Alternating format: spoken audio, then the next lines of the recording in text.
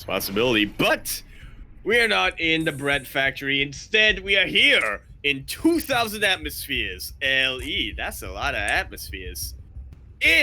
Oh, no, wait, it's... Oh, I get it now. I get it. It's not about there being a lot of atmospheres on this map, Light. It's about the atmosphere being like 2,000. In the top right-hand corner map, spawning all the way to the top right-hand corner, the pink Protoss player coming down from Sydneyaba.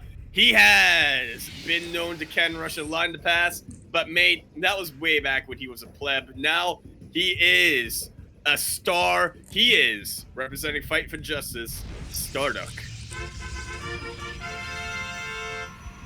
Is this what the atmosphere was like when you were born, Yaku? Is this... Well, it was louder.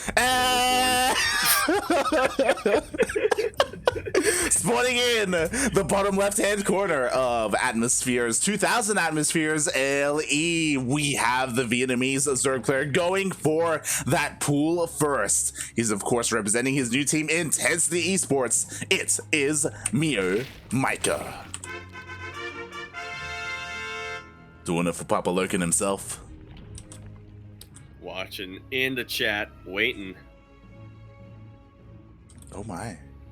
I love how MeomaikA, he was trying to juke the probe a little bit there. It was like, fine, I'll take it at the third. Almost. Ooh, almost debated. Yeah, almost. Meanwhile, the Lings are going across the map. This was scouted by StarDuck. So StarDuck, he does work on his wall, even works on his zealot. Okay, I got worried for a sec. I thought there might have been two holes in that wall, but it is only one, and it's enough for a zealot to plug up. Definitely. Also, this is very reminiscent to Death Aura, where you only require 2 buildings here and 1 unit to wall off. MeomaikA, I thought that was an opening. Not quite. That's a deceptive wall. It is. It's very, very loose, if you will. Oh my god. Yakuzaku gets surrounded! MeomaikA does rush a sneak on in. Not enough Lings here to really cause a lot of damage, but more than enough to get a scout out. Not too much to scout, though. Most of the tech here for StarDuck is right in the front of the wall there. He will need to see the Stargate, though. MeomaikA will. Ooh, that he will, and the Lings do manage to get a scout off. He was able to scout the tech of StarDuck. Meanwhile, MeomaikA went for a very fast Roach Warren, already working on his roaches. Mate, they be popping out. They be popping. Yeah. Fresh. And this is the worrisome thing about StarDuck is that, like, again, he never went into the main base to scout. He never got to see, what the tech was for MeomaikA. He never got to see the fact that MeomaikA actually skipped out on link speed as well. Link speed only just now starting, and MeomaikA, mate, he's already halfway across the map. He really is. This is what he loves to do. This is why he loves these shorter rush distance maps. And StarDuck, I mean, he's getting that Stargate. Mate. Maybe he can chrono out the Void Ray. This is now he sees the push. Like, he had no idea that it was coming. There's no shield battery, there's no extra units, and the roaches will be able to just push on through. They immediately take down the zealot and the adept. Oh god. And the roaches manage to make their way on in. Zerglings coming down to reinforce this. Even without link speed, it's not going to take too much for them to go across the map. The Void Ray's now out. With that prismatic alignment, it is doing quite a bit against a couple of these roaches. Oh no! He's targeting the Cocoon. Cocoons have a lot of armor on them, Light. Oh, this god. is taking so much damage, wasting the prismatic alignment. That they do, and now the Lings flood on it, and there's no production whatsoever. Warp Gate was denied. I mean, there's no gateways. It's only this single Void Ray trying to hold the line here for StarDuck, and it is not going to be enough. No, it will not. And with that, GG is called MeomaikA.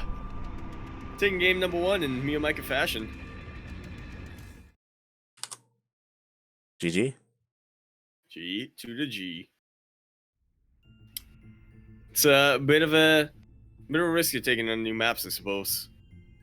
Just not being as familiar with the possibilities of what your opponent might go for. To be fair, this is a build MeomaikA could do on any map, but you know. Yeah, it's one of those things where, honestly, StarDuck, he has to work on his scouting. This is, I say this yeah, I was gonna say. We say this every time he goes up against MeomaikA. Like, oh, God. But we'll see. This is next map. Mm-hmm. StarDuck's choice. And we'll see if he's able to get that scouting down. Mm-hmm. Yeah, we'll see. We'll see. Again, the problem with game number 1 was that StarDuck, he didn't know that the roaches were coming until they were at his front door, essentially. Like, he had no idea. Oh boy. But we'll see if things change here as we are going into a much more standard map. Yeah, less corners can be afforded to be cut as we continue our series on Romanticide LE, where LE, of course, standing for Lovers Evacuation. I completely forgot that. I think last week I was like, I am so glad Romanticide is getting kicked out of the map pool. It actually is not. I have run out of Lovers LE, but I'm gonna have to come up with a whole lot more if I want to keep my dating advice column up. In the bottom right corner, map starting all the way in the bottom right corner, the pink Protoss player coming out from Sydney Arbor. He is representing Fight for Justice, the Duck of the Stars, StarDuck. And spawning in the top left hand corner of Romanticide LE, we have the Vietnamese Zerg player once again going for that pool first opener. We have representing Intensity Esports, it is MeomaikA.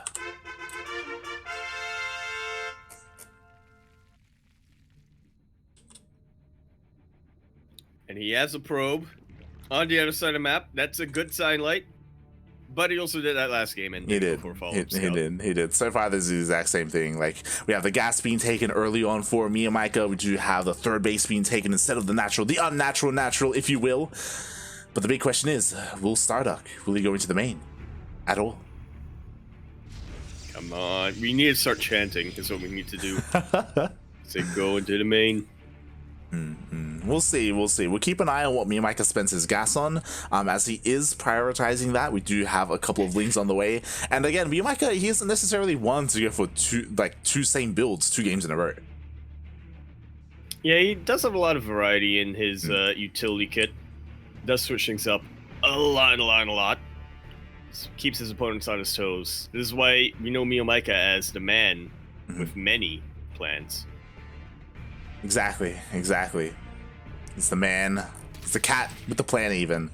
Ooh, as StarDuck is coming back home. Meanwhile, of course, the initial links of MeomaikA are attempting to stop it, and this time MeomaikA, he is going for link speed, not a Roach Warren.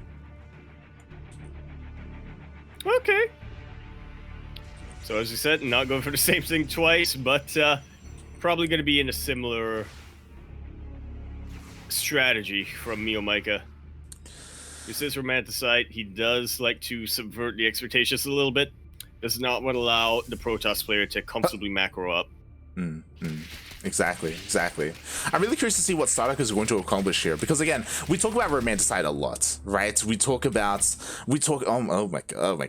god. The links they snuck in. Hey. Started getting a little bit overzealous with zealots at times. Exactly, that's an understatement made, as the Lings, they do slip into the main base. Right now, they're keeping the zealot busy. We do have more Lings coming across the map as well. 6 more Lings in production. But this time, StarDuck did scout.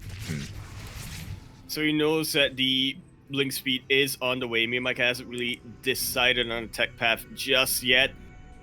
Well, unfortunately, the Adept does go down before he sees that more Lings are on the way. Yeah, what's important though is that StarDuck, he did scout the lair. He did see the lair on the way. He saw the gas as well. To be fair, you know, it isn't the most indicative thing of whatever is coming his way, but he also saw that there's no Roach Warren either. The possibility is still there for MeomaikA to take his gases and maybe even go for something like Mutas. Hopefully we'll see StarDuck send a scout out. Oh god, meanwhile the Lings are here. Yeah, actually, thankfully he didn't send that scout out, because he needs his units here to defend. That he does. The Void Ray out, I mean, he can go across the map. Yeah. I mean, with his shield battery, like, he's perfectly fine. He's safe at home, and there it is. I was curious what the lair was for. We have a Nidus on the way for Mio. Yeah, I guess that's to be expected when MeomaikA goes for only a single gas, but, you know, we always want to leave a little bit of room to doubt, right? You always want to be like, you know, MeomaikA might get the gases now. He mute us or something, but no. MeomaikA is actually doing sane things. Is this sane? We'll see. I mean, his overseer is headed towards the main base of StarDuck. StarDuck, he does not notice it, and the Nidus will be popping up. The Void Ray was right there. StarDuck, no. Right now, StarDuck, he is busy dealing with the Lings, and what's worrisome is if these Void Rays go across the map. Oh, okay. That's actually genius from MeomaikA, distracting the Void Rays for so long with his Lings. He did not need those Lings to do anything apart from keep the attention away. Now, a couple of Queens are here, but I'm not convinced that there's going to be enough. Now more Queens are coming in, though. And a whole lot of Lings with him. Oh boy, exactly. Meanwhile, we have Lings hitting the third base at the same time. StarDuck, he's being spread thin right now. He cannot defend his main and his third. He's down to one base. He's down to one base economy. He is forced to cancel his third base. He does have a decent amount of Void Rays, but can he really contend against all these Queens? Oh god. Not without a shield battery. He had the Link slip on in once again. That was tough all around for StarDuck, honestly. But MeomaikA, he is stretching his attention completely thin. And now just focusing on taking out whatever he can, concentrating his forces. Yeah, exactly. You know what? The main base goes down. The Lings take them down. Now the Queens are pushing on forward. There are 3 Void Rays, and there is a shield battery here in the natural base, but it's no energy from a super battery. This is a massive mineral walk, though, but the idle Lings are just going to be enough to start taking out the probes one by one. Banking energy for that super battery, but now the shield battery itself is starting to get low. More Lings are coming across the map for a sandwich and reinforce. Yeah, and it looks like there just isn't enough here for StarDuck. The Nidus play was on point by MeomaikA. GG gets called. GG.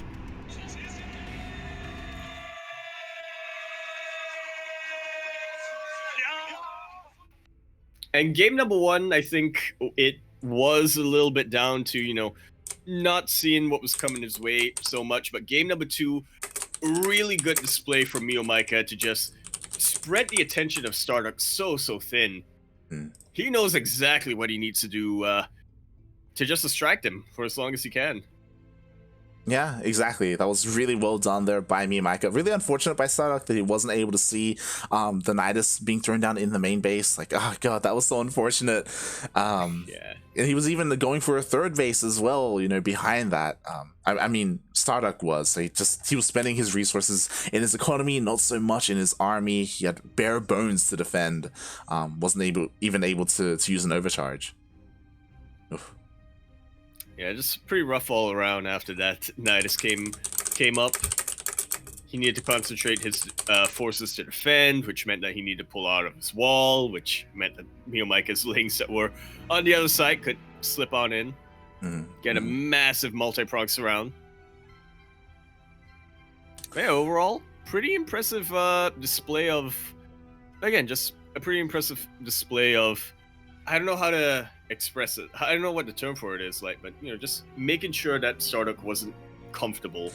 Yeah, and that's every series that we see that we cast with MeomaikA versus StarDuck. There was this one game where StarDuck was able to go to the late game and StarDuck was able to win. And ever since then, MeomaikA's like, nah, mate, you're not. I'm not letting you do that. Because I do favor StarDuck if he gets there, if he gets to the late game, if he's able to wall off and get up to 3 bases, get up to 4 bases. Like, I think StarDuck, he really does thrive in that scenario. But MeomaikA just never lets him get there. It just doesn't let it happen. And you know why? It's because he wants to face his brother? Question mark? Brother, soul bonded, soulmate? Question mark. That's a good question. Are the 3 Zergs of the Zerg Muta triangle, are they related? Spiritually they are. There you go. There you go. Oh boy, but we will have that rematch in the finals. Joy versus MeomaikA, best of 5. That's gonna be it. That's What gonna be race the. are they gonna play this time? That honestly, I was about to message them that. Unironically, I was about to message them that. There are a couple of options on the table, whether they want to go for that full-on ZvZ or not. We'll see. We'll see. We've had a PvP, we've had a TvT between these two guys. We have yet to have a TvP. That's what I'll say. That's true. I don't know if we want to see that. I don't. I do know that Gogojoy wanted to play his Protoss against MeomaikA Zerg, so if he still wants to, maybe we could have that go on. We'll ask. Yeah, they may not, considering we have new maps, but they'll be happening later on. As we were actually supposed to start the break a while earlier. I apologize for babbling on. That's all good though. Again, as Yaku was saying, we will go on a short 5-minute break. When we come back, we will have Gogojoy versus MeomaikA. See you then.